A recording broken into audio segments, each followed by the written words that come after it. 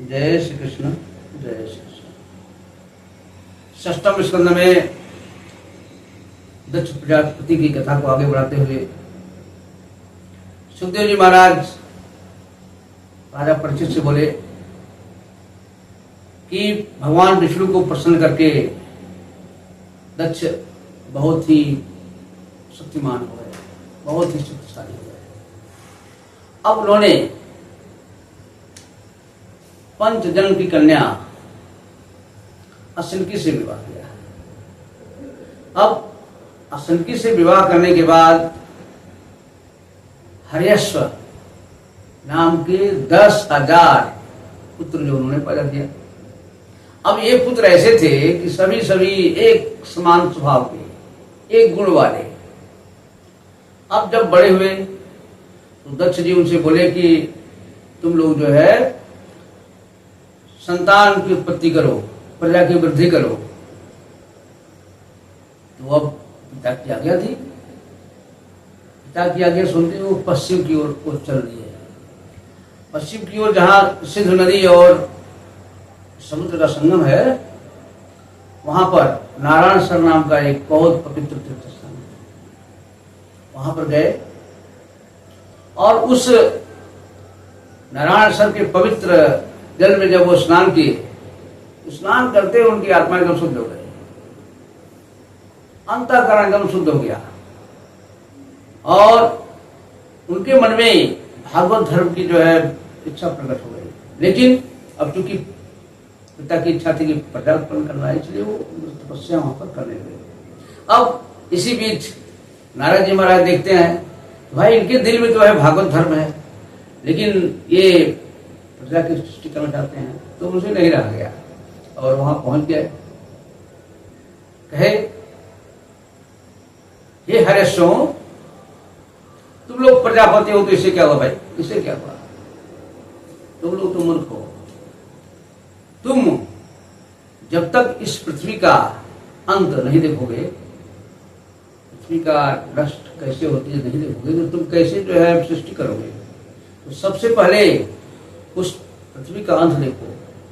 इस पृथ्वी में एक देश ऐसा है कि जहां पर सिर्फ एक पुरुष है। इस पृथ्वी में एक बिल ऐसा है जिसमें चलते चलते चले जाइए, फिर वहां से वापस नहीं होना है।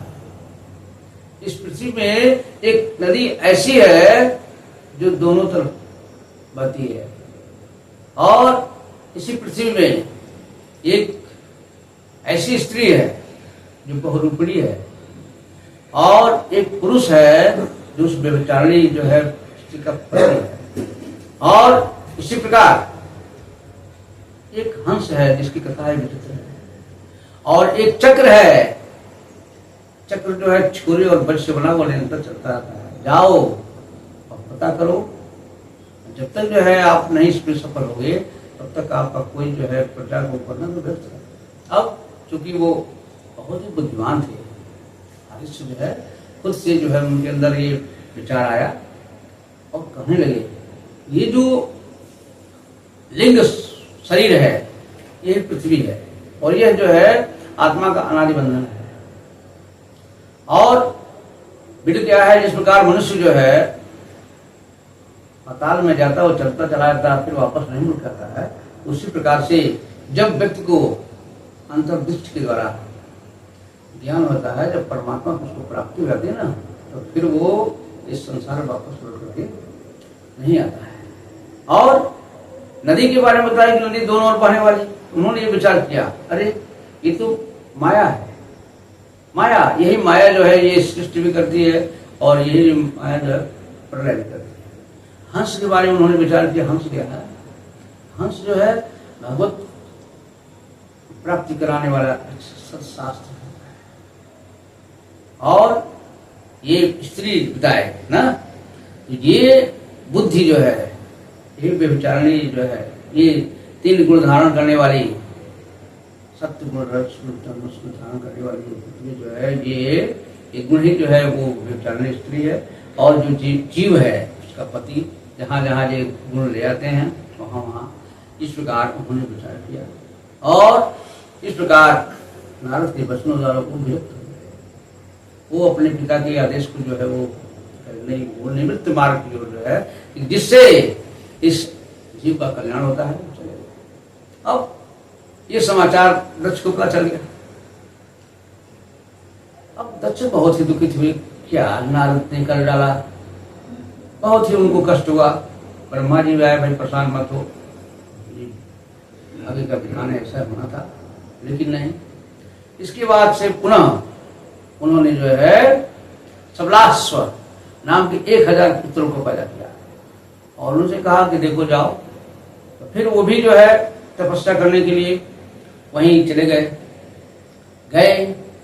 तो कभी पानी पी करके, कभी वो जो है हवा पी करके ओंकार स्वरूप नारायण का वो जप करने लगे।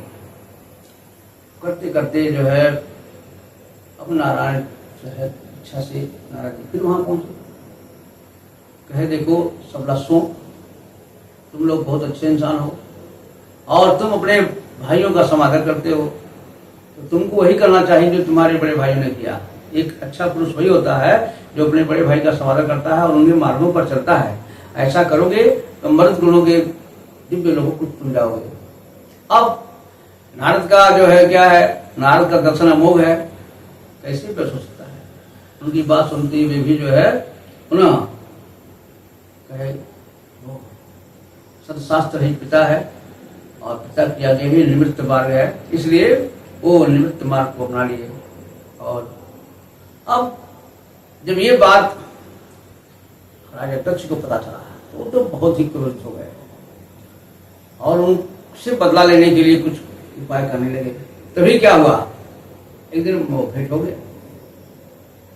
फिर नारद, तुम झूठे मूठे साधु हो, जो साधु का बाना बना रखे हो ना, साधु संतों का है कि जीवन और कल्याण करना, तुम तो हमारा परिवार ही बिगाड़ने पर लगे हो। तुम चाहते हो कि हमारा जो है समूल नष्ट हो जाए, हमारी वंश परंपरा। अरे जब तक व्यक्ति को विश्व सुख का वो अनुभव नहीं होगा तब तक उसको सच्ची विरक्ति नहीं हो सकती है। तुम्हारी सोच गलत है। हमारे पुत्र अभी ब्रह्मचर्य के द्वारा ऋषि ऋण नहीं उतारे, यज्ञ के द्वारा देव ऋण नहीं उतारे और पुत्र उत्पन्न करने के द्वारा पितृ ऋण नहीं उतारे, और तुमने जो उनको जो है जाओ, मैं तुमको श्राप देता हूं। तुम इस संसार में इसी तरह भटकते रहोगे, कहीं भी तुमको निश्चित रूप से 2 मिनट 4 मिनट ठहरने का ठौर नहीं मिलेगा।